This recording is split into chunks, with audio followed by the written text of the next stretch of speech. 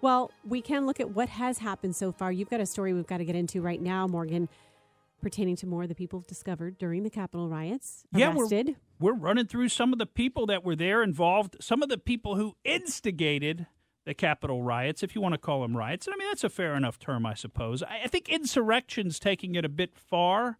You know, the guy with the bison horns and the furry cap and not wearing a shirt and the, strange pants, the shaman guy who's supposedly he's a Trump supporter, but he's some kind of weirdo shaman guy. He's obviously mentally something's going on, and or he's an actor, because we did see his acting page where he's available to go to different areas and pretend to be this crazy person for you.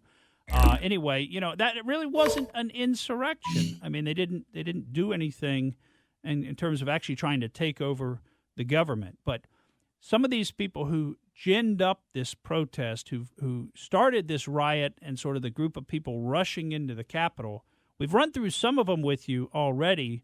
There were some leftists involved in this, and that's what we said last week. My gut was last week that it had to be some amount of these Antifa folks involved in this. I'm sure there were some Trump supporter people that got caught up in the moment as well.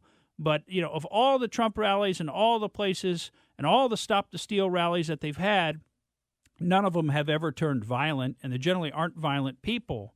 But one of the people who's been arrested for helping to foment this riot is somebody named John Earl Sullivan. He was arrested in Utah last week, and he was actually one of the leaders of the Utah Antifa BLM movement, as they're calling it. And he was there live streaming himself inside the Capitol. Now, he was turned in by his brother, James, which I think is great. His brother turned him in, and so he was arrested out in Utah last week. And I'll tell you what, look at the picture of his arrest photo, Pat George. I don't know if you saw it, but I don't know what the deal is with these people and their crazy eyes. We were talking about that off the air. I mean, he looks like he's absolutely insane. You could see the white all around his eyes. And, I don't know. I mean, does that mean somebody's high on methamphetamine? I don't know what that means, but it's not a normal look. If you're on the street and you see somebody looking at you like this, you're going to move to the other side of the street, because you're going to say, wow, this person's nutso, and they may be about to try googly eyes. That kill me or meaning something. To the word. I mean, goodness gracious. I kind of have those big googly eyes, but no, you don't, Roxanne. Not even close. Not even close. Thank you. You have big, beautiful eyes. Thank you. I appreciate that. But not what he's doing there in the photo. It's like he's trying to kill the photographer with his eyes. Anyway, these people are nuts. But one of the points I wanted to make is that here he is caught on video, and this is so important. He is dressed up as a Trump supporter. You see, he's got his Trump hat on. Did you see that, Pat George? You see that picture there, or that still of the video? I did not see that, but there he is. Well, see, you've got... Isn't it funny how you didn't see that? Isn't it funny how the media didn't report any of this? You got these crazy, unhinged, hardcore leftists all over the country, flew into D.C., and he actually set up a separate protest, forgot to mention that was to occur at the Washington Monument right before what became the Capitol Hill protest.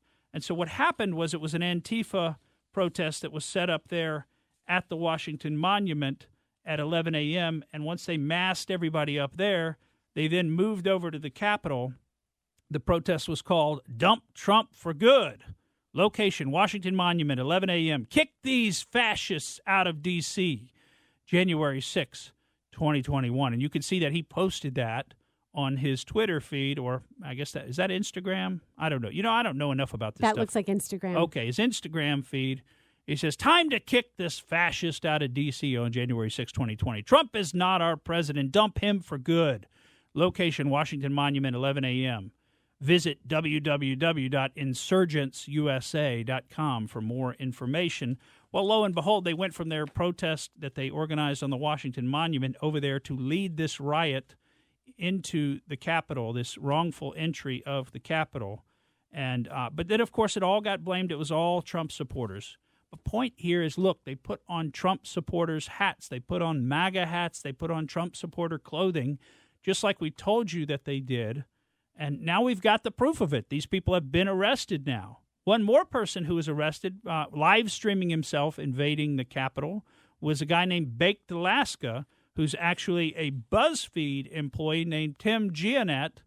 He streamed himself live going into the Capitol, and he's made such interesting videos, which are still up on BuzzFeed, as lumber sexual hunks try chainsaws, and other fascinating videos that he's made. Anyway, he's a leftist as well, a member of the Yang Gang. He's made a rap video about how much he loves Andrew Yang. Remember, Andrew Yang ran for Democrat nominee for president. He's the guy who wanted to give everybody $1,000 a month, universal basic income, and he's now running, Andrew Yang is now running for mayor of New York City, or at least he's announced that he's running. And so we've got another leftist live streaming himself in the Capitol. So, you can't say they're all leftists, but certainly quite a few of them are leftists, and it sounded like they were some of the ones organizing these protests. And that's what you would expect, isn't it? I mean, that's the way they behave. We can go back to President Trump's inauguration on January 20th of 2017, and we can see there were more than 214 people indicted on felony rioting charges from that day. CNN reported on the morning of January 20th, protests over Donald Trump's inauguration turned violent when black-clad Antifa fascist protesters smashed storefronts and bus stops, hammered out the windows of a limousine, and eventually launched rocks at a phalanx of police. I think there were something like overall like about 270 people who were arrested. But just on that morning, there were 214 people who were arrested and charged with felony rioting. And we saw the videos. They were smashing up store windows and everything else. I mean, the violence, just like we saw all summer, the violence is all coming from these Antifa BLM folks. Those are the groups that are engaging in violent protests and rioting and other things in cities all across this country. So naturally, if you see violence, they ought to be the first ones that you suspect potentially to be involved.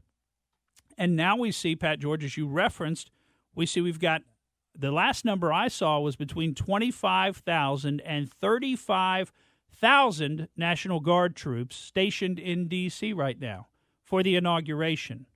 I've seen people posting on Twitter, if you've got to have that many people, I mean, this looks like an inauguration that would occur in North Korea, right? I mean, they don't have changes in power, but if there were to be a change in power in North Korea, you'd expect they'd have the entire army there to protect the ceremony. Is this the type of thing you'd expect? I think they have the changing of the guard going on now. It looked like a lot of troops walked down to the front area and a bunch are returning now. In shifts. Well, you know what they had to do, because there wasn't going to be anybody who actually showed up for Joe Biden's inauguration. There's not going to be anybody who actually wanted to be there to see it. They had to bring all the troops in so there'd be a crowd. So and Joe of course, Biden they have have people walking on the roof or along the edge of the roof, too, up there. Yeah, they've got them everywhere. It's our understanding what's being reported is the entire city is completely locked down. They've got checkpoints on all the bridges. If you're moving around D.C., they want to know who you are and why you want to be there. And, I mean, is this what the freest nation in the world needs? I mean, is this the result of our constitutional republic, which so many people call a democracy, but it's not really a democracy. It's supposed to be a constitutional republic. But is this what democracy yields? Do you need? I mean, there are more troops on the streets of D.C. right now than we've got in the entire nation of Afghanistan? Thank you for listening to the Morgan Streetman Show. We hope you enjoyed what you heard, and if you did, please click like and subscribe to help us out. And remember that we recommend that you exercise your brain at least once a week.